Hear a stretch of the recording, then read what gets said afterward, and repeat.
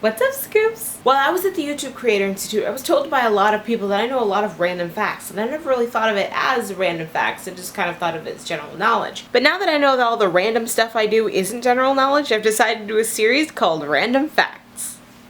Today we're doing random facts on the real stories behind Disney movies. First story we look at is Pinocchio. First thing to know about the real Pinocchio is that he was a douche. During the process of wood carving, as soon as Geppetto made him a mouth, he gave him a raspberry.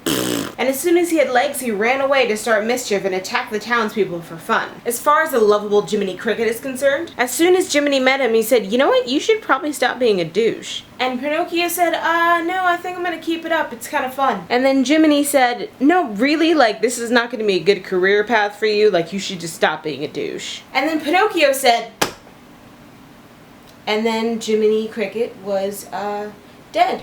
So, Pinocchio kept up with the mischief. In fact, the original writer, Carlo Collodi, thought he was such a douche that he originally killed him off. But people loved him so much for some odd reason that they made him bring him back from the dead just so they could have more stories. Number 2 is Sleeping Beauty. Instead of the lovely story where Sleeping Beauty gets pricked on the finger and drifts away to sleep until awoken by the kiss of a handsome prince, the original Sleeping Beauty is a little something like this. The original Sleeping Beauty is in fact found by a king, who then rapes her sleeping body and gets her pregnant. 9 months later, she gives birth to 2 kids, all while asleep. And then, suddenly, one of the children sucks her finger, sucking off the little piece of flax that has been keeping her asleep all this time, and waking her up to find herself raped and a mother of 2. For some reason, I think I like the Disney version better. Can't figure out why.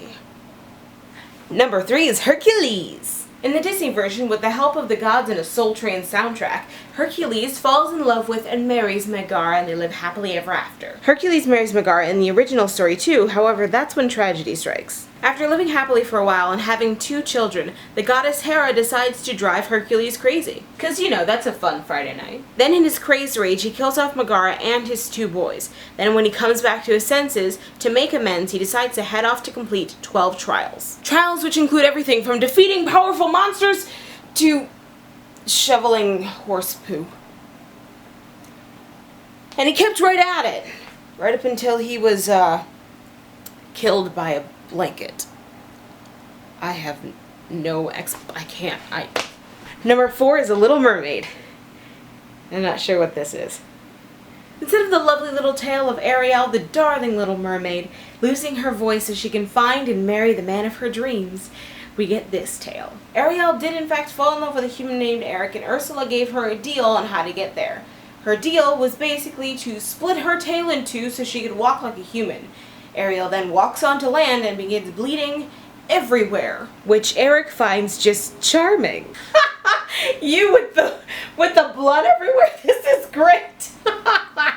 And because he's so smitten with this adorable little quirk of hers, he asks her to dance for him, and she does it, bearing the excruciating pain of having your legs torn apart. Very soon after this, she finds out that he's actually getting married to another woman, but because of the spell that Ursula casts on her, if she can't get him to fall in love with her, she will die. And then she does a host of adorable things to make him fall in love with her, all of which fail just miserably. Ursula's response to this is to tell Ariel that if she wants to live, all she has to do is kill Eric. But Ariel refuses because love will win out, so then she dies.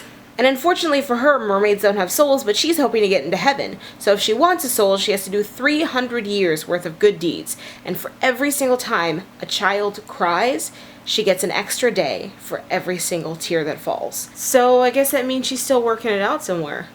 That sucks.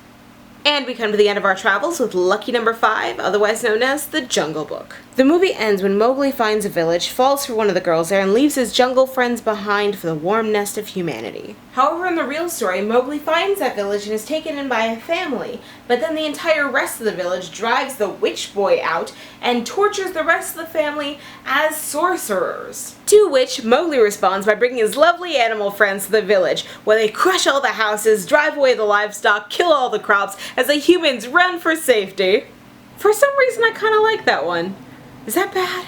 thank you guys so much for watching. Please remember to like and favorite as well as subscribe. I'll be doing a lot of these themed random facts for a while, so please tell me what theme you would like me to cover next in the comments below. I put up a new video on my life after breakfast. There'll be a link on this video somewhere. I will be putting up new videos every single day this week on both channels, so please make sure you check out both channels and subscribe because there'll be a lot of awesome coming your way. I love you guys. My scoops are beautiful, and I will see you tomorrow. Bye.